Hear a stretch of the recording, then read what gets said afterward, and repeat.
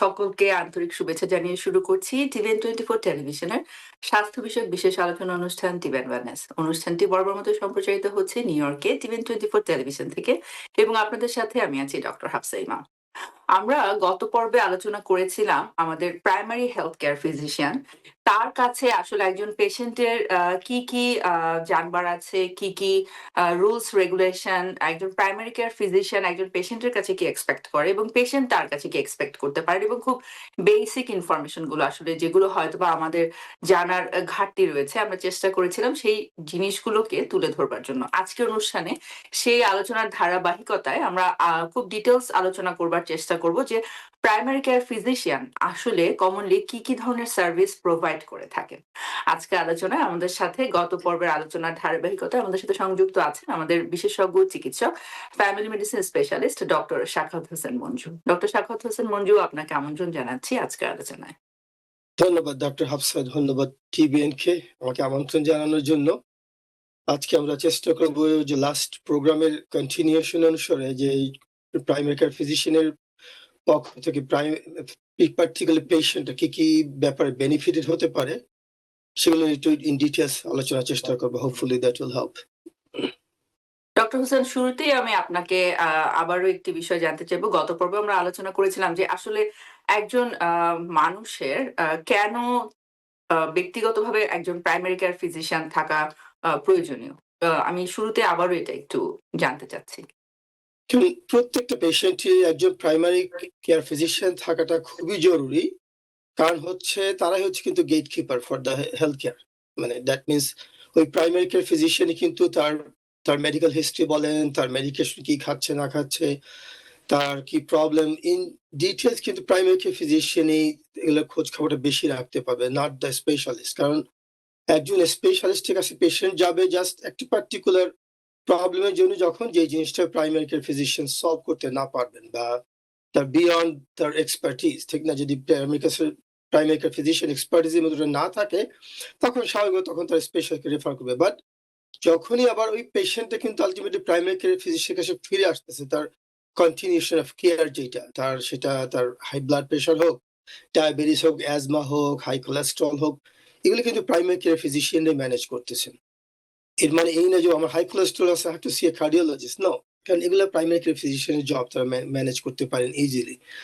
কিন্তু বাট এই পেশেন্ট যদি ওই প্রাইমারি কেয়ার ফিজিশিয়ান যে নট নেসেসারিলি যে সব জায়গায় আমরা আমেরিকার পার্টিকুলার যে দেখেছি যে প্রাইমারি কেয়ার ফিজিশিয়ান একজন ফ্যামিলি ফিজিশিয়ান হতে পারেন, একজন ইন্টারনাল মেডিসিন ফিজিশিয়ান হতে পারেন, নার্স প্র্যাকটিশনার হতে পারে, একজন ফিজিশিয়ান অ্যাসিস্ট্যান্ট, সবাই কিন্তু প্রাইমারি কেয়ার রোল পালন করতে পারে। কিন্তু but patient needs to B consistent. Patient উচিত যে না, তাদের সাথে একদম ক্লোজ একটা টাইম মেইনটেইন করা, যাতে টাইম টু টাইম পেশেন্টের কি হচ্ছে না হচ্ছে, ও আমি একটা স্পেশালিস্টকে দেখিয়েছিলাম, ও আমার এই প্রবলেমটার জন্য আমার এই ওষুধটা চেঞ্জ করে দিচ্ছে। বাট এই যেসব পেশেন্ট যদি আমার সাথে কমিউনিকেট না করে ওপেনলি, তাহলে কিন্তু আমিও জানবো যে ও পেশেন্ট এই ওষুধটা অলরেডি চেঞ্জ করা হয়েছে, কারণ আমি তো আমার সবকিছু সব সিস্টেমে ওইভাবে অ্যাক্সেস নেই এইভাবে। এই জন্য উচিত তাদের প্রাইমারি কেয়ার ফিজিশিয়ানের সাথে আমি বলবো যে ওপেনলি সব ব্যাপারে ডিসকাস করা, এবং কোনো প্রবলেম যদি হয় সেটা অ্যাকিউট হোক, কোনো ক্রনিক প্রবলেম হোক। যেমন অ্যাকিউট প্রবলেম আজকাল এই সিজনে প্রায় দেখা যাচ্ছে আপার রেসপিরেটরি ইনফেকশন বেশ কমন, আবার ইউরিন ইনফেকশন, যে স্কিন কন্ডিশন, সিম্পল ইভেন অনেক মেন্টাল হেলথ কিন্তু নিয়ে প্রাইমারি কেয়ার সাথে অনেকে কথা বলতে খুব একটা চায় না, কেউ সাইকিয়াট্রিস্ট না, বাট সিম্পল অ্যাংজাইটি, ডিপ্রেশন, এগুলা কিন্তু প্রাইমারি কেয়ার ফিজিশিয়ান ম্যানেজ করে। সেম থিং মানে ইন কেস অফ ফিমেল, কার যদি আর্লি প্রেগনেন্সি বা মানে কার প্রেগনেন্সি, আমি জাস্ট নিউ দ্যাম প্রেগনেন্ট এখন, এই ইন দ্যাট কেস কিন্তু প্রাইমারি কেয়ার তার ইনিশিয়াল যে হেল্পটা তাই করতে পারে, যে হাউ শুড স্টার্ট, ঠিক না? কারণ দেখা যাচ্ছে প্রেগনেন্সির সময় শুরুতে আমরা বলি কিছু মেডিকেশন তাদের ইউজ করা উচিত না, কিছু মানে জিনিস অ্যাভয়েড করা উচিত। এগুলো কিন্তু অনেক পেশেন্টই অতটা মানে জানে না। এই ইন দ্যাট সিচুয়েশন তারা যদি প্রাইমারি কেয়ার ফিজিশিয়ানের সাথে কমিউনিকেট করে, তারা কিন্তু তাদের গাইড করতে পারে যে what should be the next step. It not like someone is pregnant, OB/GYN রাইডে হয়তো দেখাতে হবে একদম যে নেক্সট ডে, নট নেসেসারিলি, না। In that case, primary care physician, they can start the care. আমি আরো খুব বেসিক একটা প্রশ্নে চলে যাচ্ছি, যেটা বাংলাদেশ থেকে যখন আসলে কেউ এদেশে আসেন, তার কাছে আসলে এই যে প্রাইমারি কেয়ার ফিজিশিয়ান এই ব্যাপারটি কিন্তু সম্পূর্ণ নতুন। এবং আমি দেখেছি যে বেশিরভাগ ক্ষেত্রেই অনেক মানুষই বুঝতেই পারেন না যে তিনি যে এলাকায় থাকছেন, তিনি কি করে একজন প্রাইমারি কেয়ার ফিজিশিয়ান অ্যাক্সেস করতে পারেন। কারণ বাংলাদেশে যেহেতু এই ব্যাপারটির সাথে আমরা পরিচিত নই, অনেকেই এটি ইনফরমেশন আগে থেকে জানে না বলে অনেকে এটির ক্ষেত্রে একটি আ অ একটি ল্যাক অফ মোটিভেশন আমি বলব, বা এই স্টেপটা নিতে একটি সাইকোলজিক্যাল একটি অবস্টাকল ফিল করেন, যেহেতু তিনি আগে থেকে ব্যাপারটি সম্পর্কে অবগত নন। তো আসলে আমি যে এলাকায় বসবাস করছি, আমি কি করে সেখানে একজন আমার প্রাইমারি কেয়ার ফিজিশিয়ান কে খুঁজে বের করতে পারি? সবচেয়ে ইজি অপশন হচ্ছে তার যে ইন্সুরেন্স প্রোভাইডার, হেলথ ইন্সুরেন্স যে প্রোভাইডার যারা আছে, তাদের কাছে কিন্তু ওই পার্টিকুলার জিপ কোডে কোন প্রাইমারি কি ফিজিশিয়ান আছেন তাদের ইন্সুরেন্স অ্যাকসেপ্ট করেন।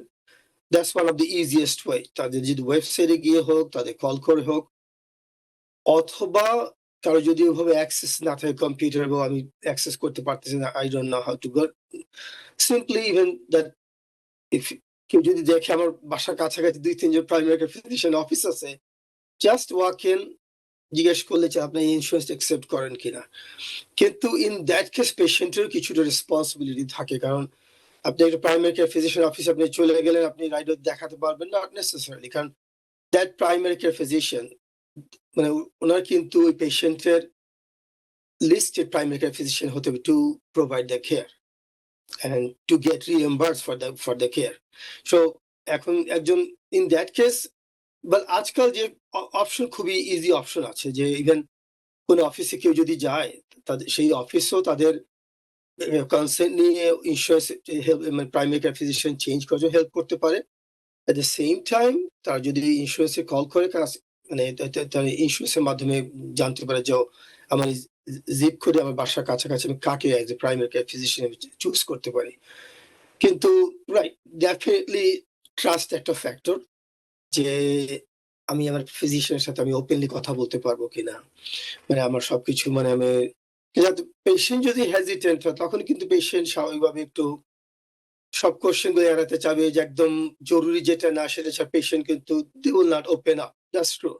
বাট পেশেন্টের রেসপন্সিবিলিটি আছে যে না, আমার যেহেতু প্রবলেম আছে, আমার ডাক্তার উচিত আমাকে এক্সপ্লেইন করা, বা কিন্তু পেশেন্ট রেসপন্সিবিলিটি আপনি যদি না বলেন, I don't know. In that case আমি বলবো যে আপনার কাছাকাছি যারা প্রাইমারি কেয়ার ফিজিশিয়ান আছেন, ইন্স্যুরেন্সের মাধ্যমে জানতে পারে। এট দ্য সেম টাইম সেই অফিসে ফোন দিয়ে জানা যায় যে যদি ফোন নম্বর থাকে, doesn't have to be walk in, no, যে আপনার এই ইন্স্যুরেন্স অ্যাকসেপ্ট করেন কিনা। অথবা ওয়াকিং কখনো করে যে সে ইনকোয়ারি তো করতেই পারে না আসলে। মানে রাইট, রাইট, নিজে তাকে ভিজিট এক্সপেকটেশন নিয়ে যেতে হবে, সেটা রাইট। নয়। আরেকটু ব্যাপার হচ্ছে যে তাহলে আসলে যখন কেউ ১ম আসছেন, ইনিশিয়ালি অনেক মানুষেরই কিন্তু কাজ থাকে না বা হেলথ ইন্সুরেন্স থাকে না। তো সেই পর্যায়ে আসলে তাদের জন্য আপনি কি সাজেস্ট করবেন?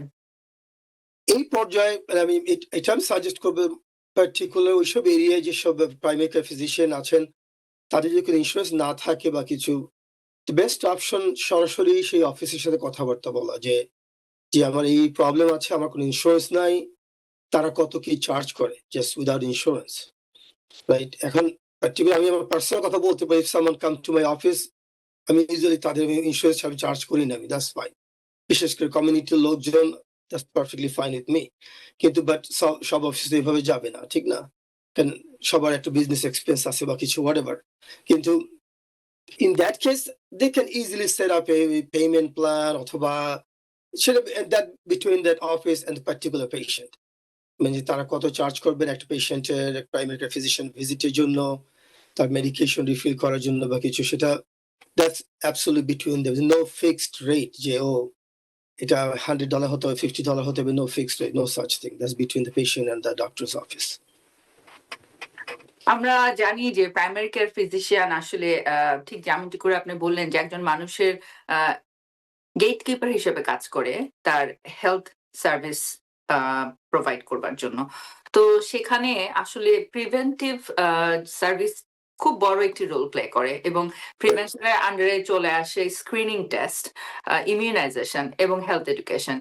স্ক্রিনিং টেস্ট আসলে তো বাংলাদেশ থেকে আসা মানুষদের জন্য বলা যায় একদম ভীষণ নতুন একটি টার্ম এবং যেহেতু দেশে আমাদের এটার একদমই প্রচলন নেই। তো শুরুতেই আমি একটু জানতে চাইবো যে আসলে এই স্ক্রিনিং টেস্ট বলতে আমরা কি বুঝি এবং কি ধরনের মূলত কি screening test commonly primary care health care provide করে থাকেন? স্ক্রিনিং টেস্টটা হচ্ছে মানে কোনো ডিজিজ প্রিভেন্ট করার জন্য মোস্ট আর্লিয়েস্ট মানে স্টেপ আমি যেটা বলবো, কোনো একটা ডিজিজ কন্ডিশন বা হেলথ কন্ডিশন যাতে আর্লি আমরা মানে ধরতে পারি, যাতে পেশেন্টের এগুলো নিয়ে পরে যেন কমপ্লিকেশন সাফার করতে না হয়। যেমন ইন জেনারেল মানে কেউ যদি 35 এন্ড অ্যাবাভ মানে পুরুষের ক্ষেত্রে আমরা বলবো আপনি কোলেস্টেরলটা চেক করবেন, ডায়াবেটিস চেক করবেন। আর same thing applies in the female as well. মহিলাদের ক্ষেত্রে একই জিনিস প্রযোজ্য। আবার মহিলারা যারা 40 বছর উপরে আছেন তাদের মানে স্ক্রিনিং ম্যামোগ্রাম করতে হয় এট লিস্ট এভরি 2 ইয়ার্স। যদি কারো কোনো সিগনিফিক্যান্ট ফ্যামিলি হিস্ট্রি যদি না থাকে ব্রেস্ট ক্যান্সারের। আবার যারা 45 বছরের উপরে, যেটা বোথ মেল ফিমেল দুইটার ক্ষেত্রে প্রযোজ্য, স্ক্রিনিং কোলোনোস্কোপি করা, কোলন ক্যান্সার স্ক্রিনিং করার জন্য। এগুলো খুবই মানে এই দেশে বেশ প্রচলিত, রাইট? কারণ আমাদের দেশে ইন জেনারেল আমি তো বলবো কোলোনোস্কোপি কারো কোনো কমপ্লিকেশন না হলে কেউ কোলোনোস্কোপি করতে যাবে না, বা ও ব্রেস্টে কোনো পেইন নাই ফিমেল সে ম্যামোগ্রাম করতে যাবে না। আবার ওই যে প্যাপ স্মিয়ার করে ফিমেলদের, যেমন সেটা তো খুবই আর্লি, মানে মানে যে 21 এন্ড অ্যাবাভ, মানে দ্যাটস ভেরি টিপিক্যাল রিকমেন্ডেশন। মানে তাদের এভরি 3 ইয়ার্স তাদের প্যাপ স্মিয়ার করার নিয়ম, যদি কারো যদি অ্যাবনর্মালিটি কোনো না থাকে। এগুলো কিন্তু প্রাইমারি কেয়ার ফিজিশিয়ানদের কাছে খুবই ইজিলি অ্যাক্সেসিবল। যেমন একটা প্রাইমারি কেয়ার ফিজিশিয়ানের কাছে কেউ যদি একটা অ্যানুয়াল স্ক্রিনিং এর জন্য যায়, ওয়েলনেস ভিজিট বলেন বা অ্যানুয়াল স্ক্রিন, যেটা টার্ম আমরা ইউজ করি, এটার ক্ষেত্রে কিন্তু পেশেন্ট আপনি আসলেই পেশেন্ট আমি height, weight, blood pressure check করতে পারতেছি।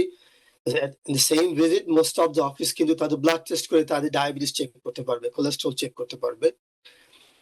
Same primary care physicians, some of them specially আমাদের কমিউনিটিতে যেটা আমি দেখেছি যে ফিমেল যারা, তারা কিন্তু প্যাপ স্মিয়ার, অনেক ফিমেল প্রোভাইডার তারা প্যাপ স্মিয়ার তাদের অফিসেই করেন, which is a good thing, যেটা সার্ভাইকাল ক্যান্সার স্ক্রিনিং এর জন্য। কিন্তু ডেফিনেটলি ম্যামোগ্রামের জন্য আপনি একটা রেডিওলজি সার্ভিসে পাঠাতে হবে। কিন্তু এই প্রাইমারি কেয়ার ফিজিশিয়ান কিন্তু তার অর্ডারটা দিচ্ছে ম্যামোগ্রাম স্ক্রিনিং করার জন্য। Same thing with colonoscopy, colon cancer screening এর জন্য প্রাইমারি কেয়ার ফিজিশিয়ান। তাই এই জন্য আমি তাদের মানে গেট কিপার টার্মটা আমি ইউজ করছি এই জন্য যে না, এদের মাধ্যমে কিন্তু পারেন আপনি এগুলো ইজিলি স্ক্রিনিং করাতে। আবার বাচ্চাদের ক্ষেত্রে খুবই ইম্পর্টেন্ট যে ইমিউনাইজেশন, চাইল্ডহুড ইমিউনাইজেশন খুবই important. Same thing with for the adult.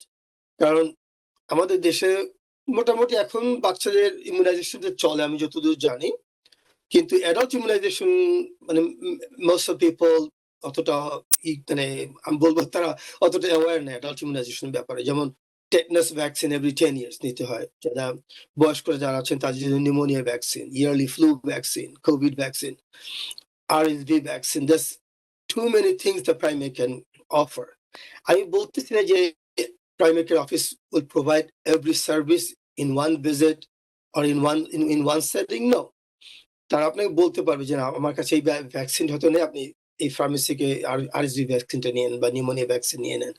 কিন্তু স্টিল ওই গাইডেন্সটা কিন্তু আসবে প্রাইমারি কেয়ার ফিজিশিয়ানের কাছ থেকেই। এটা ডেফিনিটলি একটা কন্টিনিউইং সার্ভিস এবং পেশেন্টের ভীষণভাবে দায়িত্ব রয়েছে যে এই যে কন্টিনিউশনটা একজন প্রাইমারি হেলথ কেয়ার প্রোভাইডারের সাথে সেটা মেনটেন করবার। কারণ আমি একদিন একজন ডাক্তারের কাছে গেলাম এবং তাকে আমি আমার প্রাইমারি কেয়ার প্রোভাইডার হিসাবে সিলেক্ট করলাম, কিন্তু আমি আসলে পরবর্তীতে তার সাথে আর ফলো আপ করলাম না বা রেগুলার ভিজিট মেনটেন করলাম না। সেক্ষেত্রে কিন্তু আসলে ডাক্তারেরও আর কিছু করবার থাকে না। তো ভ্যাকসিনেশনের কথা আপনি বলছিলেন। বোন ম্যারো ডেনসিটিও কিন্তু বোন ম্যারো ডেনসিটি টেস্টও এখানে একটা সার্টেন এজের পর আমরা জানি যে করা হয় এবং বাংলাদেশ থেকে আমরা যারা আসি আমরা অনেকেই আসলে আ বুঝতে পারি না যে প্রাইমারি কেয়ার প্রোভাইডার আসলে কত বড় রোল প্লে করে থাকে। আমি কথাটা বারবার বলছি কারণ আমি দেখি যে আমাদের কমিউনিটির ভিতরে আসলে একটা ভীষণ নেগলিজেন্সি। এই যে একটা রেগুলার ভিজিট করা, শুধু ইয়ারলি ভিজিট কিন্তু না, মানে একজন মানুষ যদি একটু কেয়ারফুল হন আসলে প্রাইমারি কেয়ার প্রোভাইডারের সাথে একটি রেগুলার কন্টিনিউইং চেকআপ মেইনটেইন করে সে কিন্তু অনেক বেশি সুস্থ থাকতে পারেন। যেহেতু এই সুযোগ সুবিধাগুলো এদেশের হেলথ কেয়ার সিস্টেমে রয়েছে, সুতরাং আমাদের সকলের উচিত এটা সম্পর্কে সচেতনতার সাথে জানা এবং এই সার্ভিসগুলো আসলে গ্রহণ করা। তো আপনি বলছিলেন ইমিউনাইজেশন এর কথা। ভ্যাকসিনেশন এর কথা আপনি যদি আরেকটু ডিটেইলস আমাদের সাথে বলেন যে রেগুলার কোন ভ্যাকসিনেশন গুলো আসলে চেক আপ করা হয়, ফলো আপ করা হয়, বিশেষ করে বাংলাদেশ থেকে একজন মানুষ যখন আসেন? একজন অ্যাডাল্ট যদি বাংলাদেশ থেকে আসেন, তাদের কিছু vaccination most of the time আমরা যেটা দেখেছি যে Tdap যেটা tetanus, diphtheria, pertussis ওরা এটা কিন্তু recommended every 10 years. Most of people তারা আপ টু ডেট থাকেন না। আবার কারণ নিউমোনিয়া ভ্যাকসিন, ফ্লু ভ্যাকসিন এগুলা বেশ কমনলি মানে আমরা ইউজ করি। কারণ বিশেষ করে যে স্মোকার আছেন বা কারো যদি অ্যাজমা থাকে তাদের কিন্তু ফ্লু ভ্যাকসিন মাস্ট প্রতি বছর। নিউমোনিয়া ভ্যাকসিন একটা সার্টেন ইন্টারভ্যালে নিউমোনিয়া ভ্যাকসিন তাদের জন্য রিকমেন্ড, যেহেতু নিউমোনিয়া ভ্যাকসিনের বিভিন্ন ধরনের মানে নিউমোনিয়া ভ্যাকসিন আছে। এগুলো পার্টিকুলার এজের জন্য একটা প্রযোজ্য। আবার সেম থিং যারা বয়স্ক, যারা 75 এন্ড অ্যাবভ আছেন যারা, তাদের জন্য আরএসভি যে রেসপিরেটরি সিনসিটিয়াল ভাইরাস, এটা কিন্তু বেশ একটা বাজে একটা virus for the upper respiratory infection that can make you really sick. At the same time pneumonia করতে পারে। এইসব ভ্যাকসিনেশন বেশ এফেক্টিভ। আর শিঙ্গলস ভ্যাকসিন তো মানে যেটা শিঙ্গলস একটা আর একটা ডিজিজ যেটা বাঙালি কমিউনিটি মানে পেশেন্ট বললেও মানে এটা ওরা অতটা সম্ভব গুরুত্ব দেয় না। কিন্তু কারো যদি শিঙ্গলস হয় তারা ফিল করে যে হাউ পেইনফুল ইট ইজ। কারো যদি আগে চিকেন পক্স থেকে থাকে তারা কিন্তু ইজিলি তাদের শিঙ্গলস হতে পারে অ্যাট সার্টেন পয়েন্ট। এই জন্য যারা 50 এন্ড অ্যাবাভ তাদের জন্য শিঙ্গলস ভ্যাকসিন রিকমেন্ডেড। সো এইভাবে যেমন tetanus every 10 years, pneumonia most of the time 65 and above যারা আছেন তাদের জন্য। তার যদি আর কারো যদি অ্যাজমা থাকে বা সিওপিডি থাকেন, বাট আমার কাছে আনইউজুয়াল লাগছে যেমন আমাদের কমিউনিটি সিওপিডি পেশেন্টও আছেন যারা বেশ কম বয়সী, খুব বেশি বয়স না। যেমন আমি লাস্ট উইকে একজন দেখলাম, he is only 49, already has COPD. ওই পেশেন্টের জন্য কিন্তু নিউমোনিয়া ভ্যাকসিন রিকমেন্ডেড। কিন্তু তাকে যদি বলেন যে আপনার নিউমোনিয়া ভ্যাকসিন নেওয়া উচিত, ফ্লু ভ্যাকসিন নেওয়া স্ট্রেট ফরওয়ার্ড নো, না আমার এগুলো লাগবে না, আমি পারফেক্টলি ফাইন। কিন্তু সে সিওপিডি ওষুধ ইউজ করতেছে on regular basis. So this are the common one. The shingles vaccine, pneumonia, flu vaccine, RSV vaccine, tetanus, or meningitis vaccine. Most of the time, that's recommended mostly যারা young children আছে, যারা কলেজে যায়, এটা একটা common. যারা কলেজে বাংলাদেশে আসছে অথবা 18 years old, 19 years old, তাদের কিন্তু meningitis ভ্যাকসিনটা ম্যান্ডেটরি, আদারওয়াইজ কলেজ তাদের অ্যাকসেপ্টই করবে না।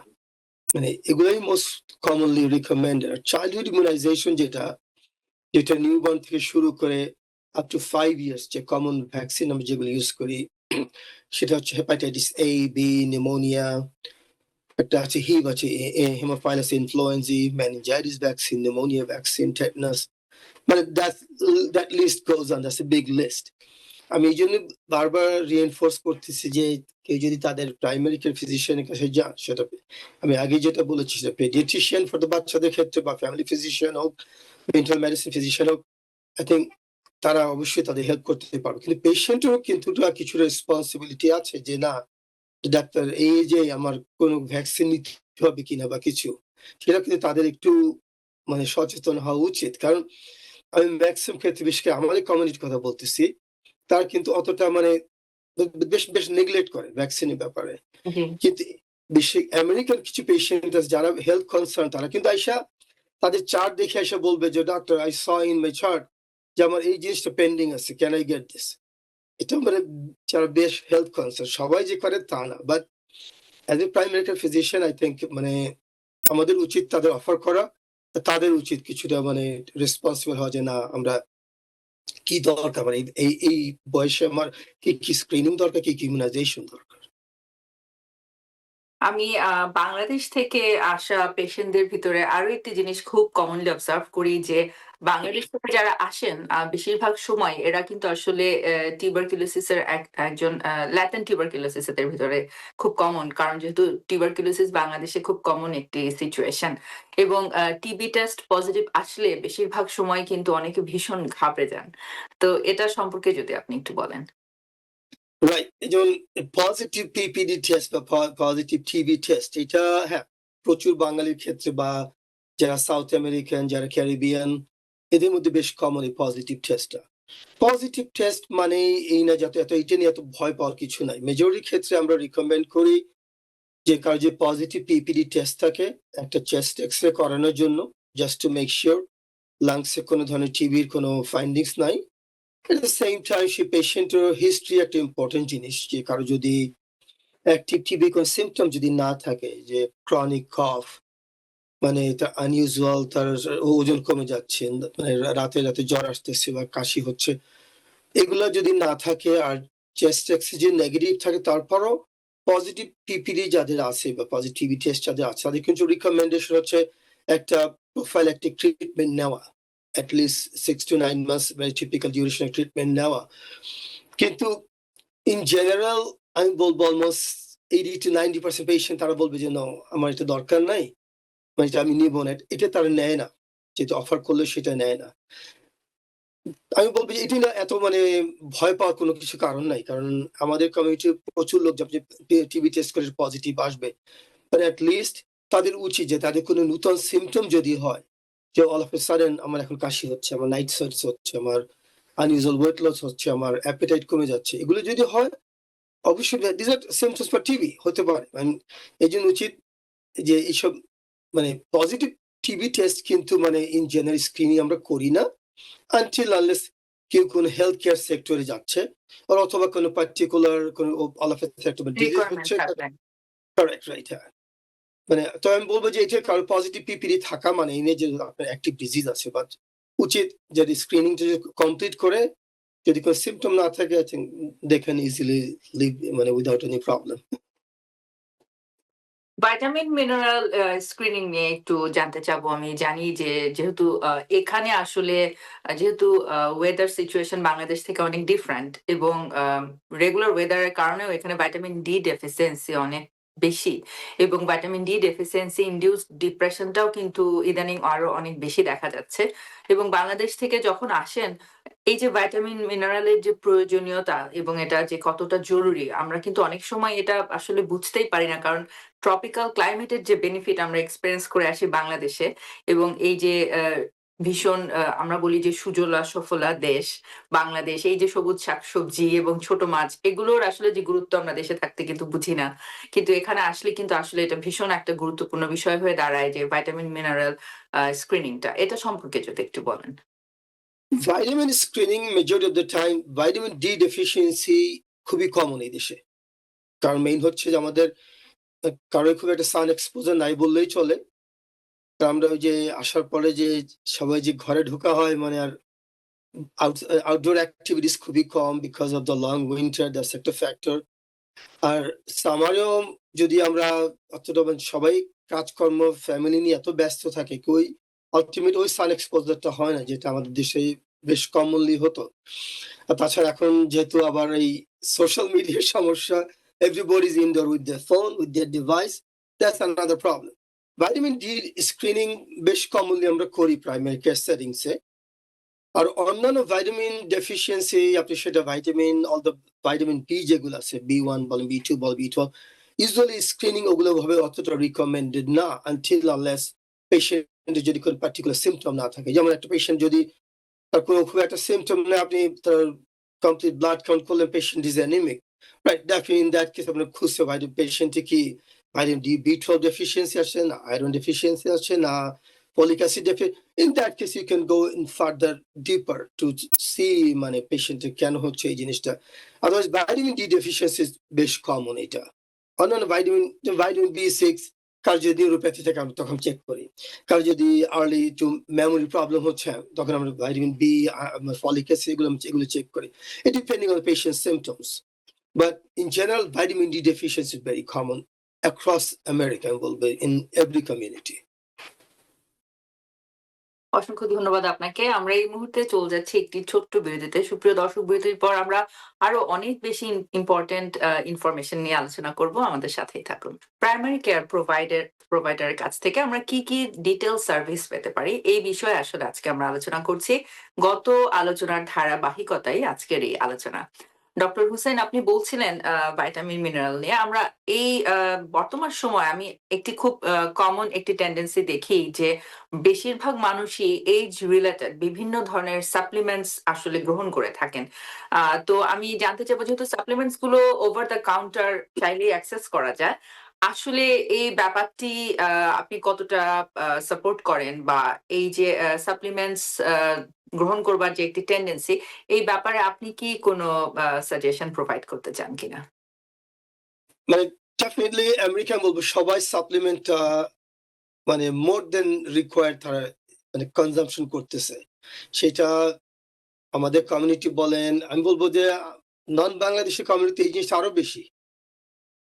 সাপ্লিমেন্ট আমরা যে অন রেগুলার বেসিস যে খাবারগুলো খাই, ম্যাক্সিমাম খাবার কিন্তু already rich with all the supplements. সেটা আপনি different vitamin A to Z বলেন আর ডিফারেন্ট মিনারেল বলেন, ম্যাক্সিমাম খাবার কিন্তু অলরেডি সাপ্লিমেন্টে অলরেডি আছে ওগুলো খাবারের মধ্যে। এই জন্য মানে এক্সেসিভ সাপ্লিমেন্ট ইনটেক কিন্তু আসলে মানে রিকমেন্ডেড না। কারণ হচ্ছে কি, যেমন হাইপার ভিটামিনোসিস, যে এক্সেসিভ ভিটামিন যদি বডিতে থাকে সেটা কিন্তু স্বাস্থ্যের জন্য হেল্পফুল না। এখন কেউ যদি, যেমন একজন পোস্ট ম্যানোপজাল উইমেন যদি উনি ক্যালসিয়াম ভাইটামিন ডি খাবেন, দ্যাটস নরমাল, দ্যাটস রিকমেন্ডেড, ঠিক না? কিন্তু একজন অ্যাডাল্ট ও আমি একটা মাল্টিভাইটামিন খাবো অন এ ডেইলি বেসিস, মানে অন এ ডেইলি বেসিস যে খেতেই হবে নট নেসেসারিলি, বাট কেউ যদি খেতে চান আমরা স্ট্রংলি রিকমেন্ড করি যে না, এক্সেসিভ সাপ্লিমেন্ট খাবেন না। কারণ দের সো মেনি ভ্যারাইটিস। আপনি মানে আপনি সে আইলে বোঝা গেলে বোঝা যায় যে ডিফারেন্ট সাপ্লিমেন্টস এর cod liver oil, vitamin E, vitamin C, B12, B complex, মানে name goes list is very long. কারণ যদি সিম্পল একটা মাল্টিভাইটামিন কিন্তু সবগুলো মিনারেল বা ভিটামিন অলরেডি অ্যাড করা আছে। আমি পার্সোনালি আমার কাছে যদি জিজ্ঞাসা করেন, আমি বলবো যে ওয়ান মাল্টিভাইটামিনস, সেটা সেন্ট্রাম সিলভার হোক বা এনি নন ব্র্যান্ড হোক, তা ওগুলো কিন্তু সবগুলা ভাইটামিন বা মিনারেল অলরেডি ওর মধ্যে আছে। এই জন্য এক্সেসিভ যে এক্সট্রা কোনো কিছু খেতে হবে, আমি বলবো যে ডাক্তার রিকমেন্ডেশন ছাড়া এগুলো না কনজিউম করাই বেটার। কারণ আমরা এখন যখনই একটা কোনো সাপ্লিমেন্ট খাচ্ছি, সেই জিনিসটা কিন্তু বডি থেকে এক্সক্রিট করে বেরোতে হচ্ছে। সেটা আপনি থ্রু ইউরিন যাক, থ্রু লিভার যাক, সেটা আপনি কিন্তু বডি থেকে এক্সক্রিট করতে হচ্ছে। বিশেষ করে যাদের যদি কিডনি প্রবলেম থেকে থাকে, তাদের কিন্তু আমরা স্ট্রংলি রিকমেন্ড করি যে নো, মানে এক্সট্রা কোনো কিছু সাপ্লিমেন্ট বা কোনো ওষুধ ডাক্তারের পরামর্শ ছাড়া মানে না খাওয়াটাই বেটার। আনটিল আনলেস ডাক্তার যদি রিকমেন্ড করে হ্যাঁ আপনার ভাইটামিন B12 কম আছে, আপনি B12 supplement Khan, that's perfectly fine. Vitamin, আমি যেটা আগে যেটা বললাম, vitamin D deficiency very common. কিন্তু অন্যান্য সাপ্লিমেন্ট গুলা, এই যেমন সিম্পলি অনেকে ফিশ অয়েল খায় কোলেস্টেরল কমানোর জন্য, আমি ওষুধ খাবো না। কারণ আপনি যদি প্র্যাকটিক্যালি চিন্তা করতে যান, একটা পেশেন্টের কোলেস্টেরল কমানোর জন্য they need to take at least 12 fish oil pill every day. Just যদি কোলেস্টেরল কমানোর জন্য। যখন একটা পেশেন্ট যখনই 12-12টা ফিশ অয়েল খাবে, the patient gonna have the bloating sensation for a whole day, ঠিক না? তো এই জন্য আমি বলবো একটু মানে ওপেনলি কথাবার্তা বললে সবচেয়ে ইজি হয়। নট লাইক ও আমি পেলাম মানে সেটা আমি ইন্সুরেন্স পে করছি, বা আজকাল ওটিসি নাকি পে করে, বাট কোনো ইন্সুরেন্স তারা ওটিসি কিন্তু ওভার দ্য কাউন্টার কিনতেছে না। মানে এত সাপ্লিমেন্ট কনজিউম করা খুব একটা রিকমেন্ডেশন নাই, আনটিল আনলেস কোনো ইন্ডিকেশন বা কোনো প্রবলেম যদি না থাকে। অসংখ্য ধন্যবাদ আপনাকে। আমরা একটি খুব আনওয়ান্টেড সিচুয়েশন বা একটি খুব সেনসিটিভ সিচুয়েশন যেটা হয়তোবা আমরা দেখতে পাই কমিউনিটিতে অথবা কমিউনিটির বাইরেও, যেটা আসলে হয়তোবা আমরা অনেকে ভীত সন্ত্রস্ত থাকি। আমরা বুঝি না যে ঠিক কথা বলা উচিত কিনা। যেহেতু নিউকামার হিসেবে দেশে আমরা বিভিন্নভাবে আসছি, হয়তোবা একটি নতুন একটি এনভায়রনমেন্টে, একটি নতুন পরিবেশে, নতুন মানুষের মাঝে অনেক মানুষই কিন্তু নানাভাবে অ্যাবিউজ হন। সেটা ইমোশনাল হতে পারে, সেটা মেন্টাল হতে পারে, কাজের ক্ষেত্রে হতে পারে, অথবা যেসব মানুষের সাথে তিনি থাকছেন নতুন পরিবেশে সেখানে হতে পারে, অ্যাডজাস্টমেন্ট ইস্যু হতে পারে। তো এই ধরনের অ্যাবিউজমেন্ট ইস্যুগুলো নিয়ে কিন্তু আসলে আমরা সহজে ওপেন আপ করতে পারি না। নানা ধরনের ভয়, ভীতি, শঙ্কা এবং সংকোচ কাজ করে। অনেকেই মনে করেন এমনকি যে আমি যদি এই বিষয়টি সম্পর্কে আলোচনা করি, এটি হয়তোবা আমার কাজের ক্ষেত্রে ইনফরমেশনটি কোনোভাবে তারা জেনে যেতে পারেন এবং আমি আমার কাজ হারিয়ে ফেলতে পারি। তো এই বিষয়ে যদি আপনি একটু আলোচনা করেন।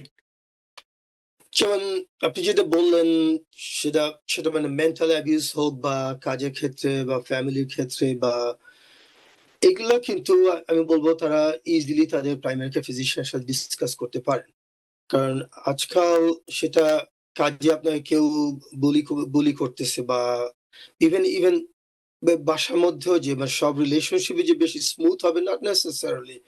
অনেক এল্ডারলি অ্যাবিউস ও হতে পারে যে ও মানে বয়স্ক বাবা-মা বা বয়স্ক শ্বশুর-শাশুড়ি থাকতেছে তাদের সাথে, কিন্তু তাদের সাথে যে বিহেভটা হওয়া উচিত বা কিছু তারা সেটা পাচ্ছে না। অনেক সময় not necessarily abuse মানে এই না যে all have to be physical abuse, no. Mental abuse বিশাল একটা ফ্যাক্টর। আমি যদি আপনাকে ডেইলি একটা টর্চারের মধ্যে রাখি বিভিন্ন ধরনের, ওই পেশেন্টটা কিন্তু স্বাভাবিকভাবেই সে ডিপ্রেসড হবে। তার অ্যাংজাইটি ডেভেলপ করতে পারে, তার ইনসমনিয়া হতে পারে যে রাতে ঘুমোচ্ছে না, সারাদিন একই জিনিস চিন্তা। এসব ক্ষেত্রে কিন্তু পার্টিকুলার আমেরিকার সোশ্যাল সার্ভিস কিন্তু খুবই অ্যাক্টিভ। মানে আমরা অনেক কিছুই আমরা বিশেষ করে আমাদের কমিউনিটিতে আমরা অনেক কিছু জানিও না বা ইউজও করি না। কারণ কমনলি হয় কি যে না হাউ কাম যে আমি আমার ফ্যামিলি মেম্বার সাথে কমপ্লেইন করার তো প্রশ্নই আসে না ডাক্তারের কাছে গিয়ে, ঠিক না?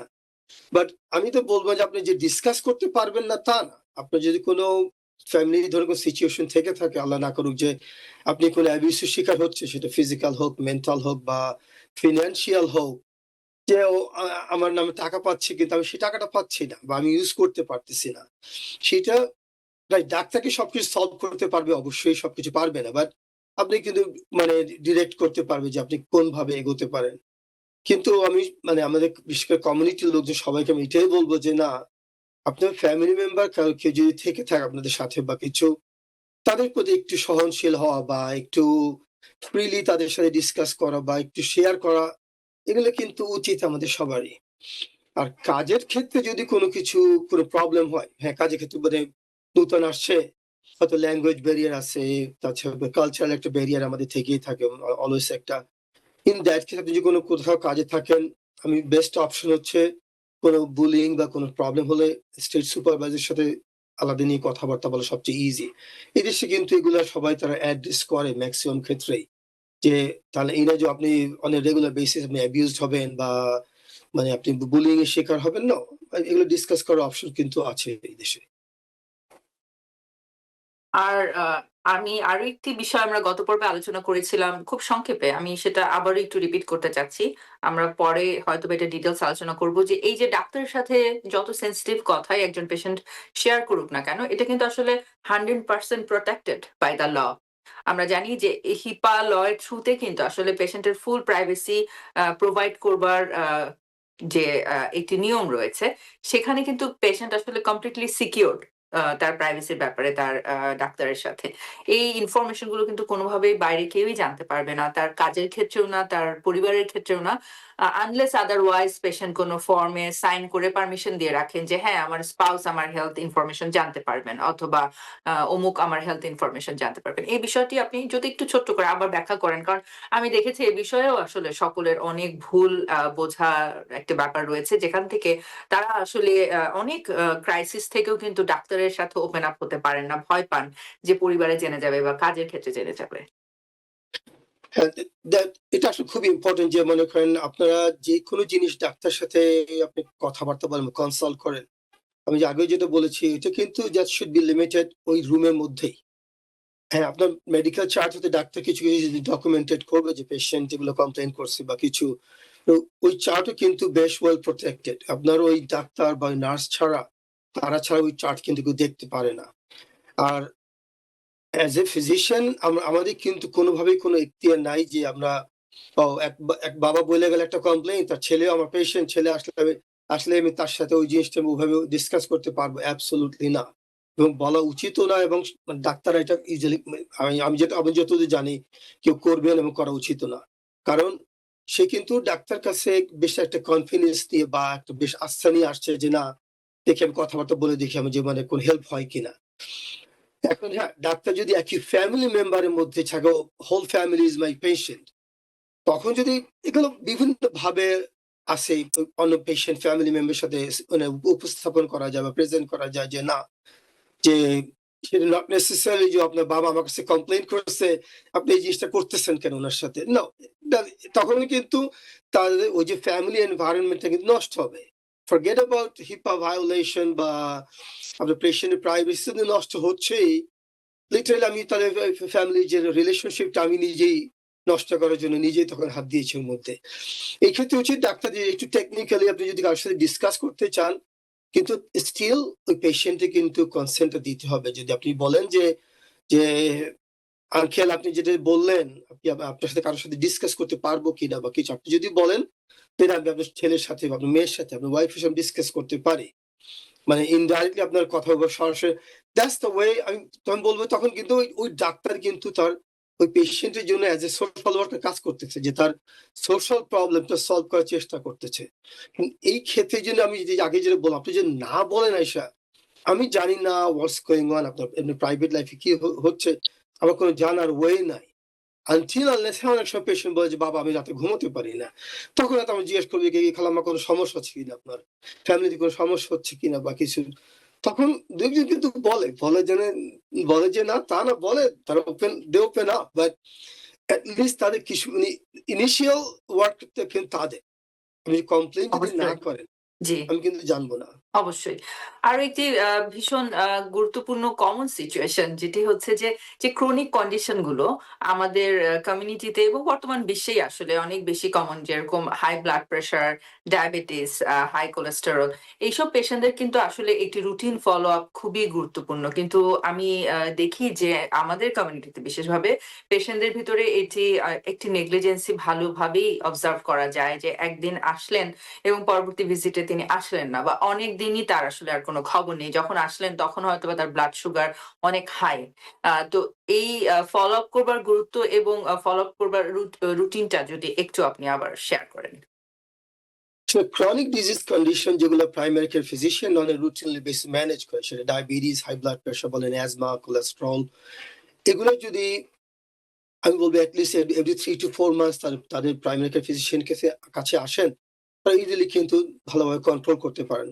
কারণ আনকন্ট্রোলড ডায়াবেটিস কিন্তু খুব যে একটা বডলি সিম্পটম করবে তা না। কিন্তু same thing uncontrolled hypertension, blood pressure দেখা যাচ্ছে অনেক হাই, পেশেন্টের কোনো সিম্পটম নাই।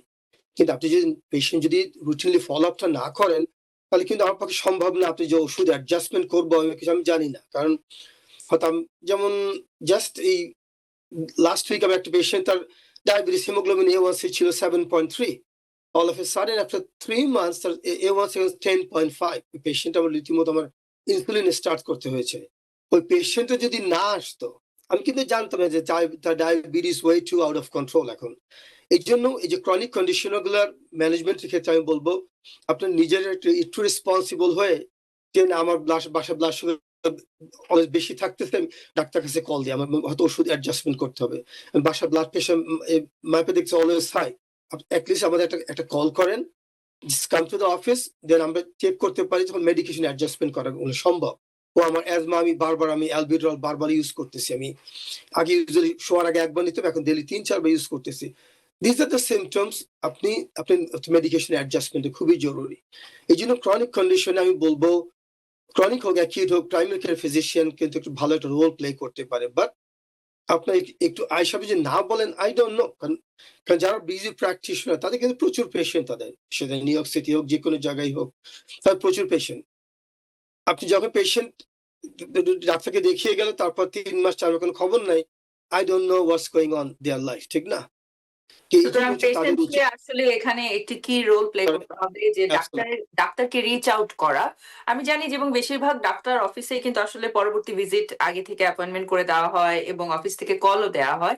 কিন্তু তারপরেও একটু নিজের দায়িত্ববোধের জায়গা থেকে এই অ্যাপয়েন্টমেন্ট গুলো মিস না করা এবং এগুলোকে গুরুত্ব সহকারে অ্যাটেইন করা। এই এতটুকুন দায়িত্ব আসলে পেশেন্টকে পালন করতেই হবে। এবং এতটুকুন সচেতনতা কিন্তু একটা মানুষের জীবনে অনেক বড় একটি পজিটিভ রোল প্লে করতে পারে। আমরা চলে এসেছি আলোচনার শেষ পর্যায়ে। একদম বিদায়ের পূর্বে সর্বশেষ সংক্ষেপে আপনার কাছে জানতে চাইবো যে, আপনি শুরুতে বলছিলেন যে পেশেন্ট কিন্তু anxiety ডিপ্রেশন নিয়ে তার প্রাইমারি কেয়ার ফিজিশিয়ান এর সাথে সহজেই ওপেন আপ করতে পারে এবং প্রাইমারি কেয়ার ফিজিশিয়ান কিন্তু তাকে শুধু সাইকিয়াট্রিস্ট এর কাছে নয়, একজন থেরাপিস্ট এর কাছেও রেফার করতে পারেন এবং সে নিজেও বেসিক লেভেলে কিন্তু পেশেন্টের সাথে আলোচনা করতে পারেন, কাউন্সেলিং করতে পারেন। খুব সংক্ষেপে যদি আপনি একটু এই বিষয়ে বলেন। কারণ আজকাল যেহেতু সাইকিয়াট্রিস্টের shortage all over the America, আসলে এই জন্য প্রাইমারি কেয়ার ফিজিশিয়ানরা কিন্তু অ্যাংজাইটি বলেন, ডিপ্রেশন বলেন, কমন যে মানে মেন্টাল প্রবলেম তাকে ট্রিটমেন্ট ইজিলি করতে পারেন।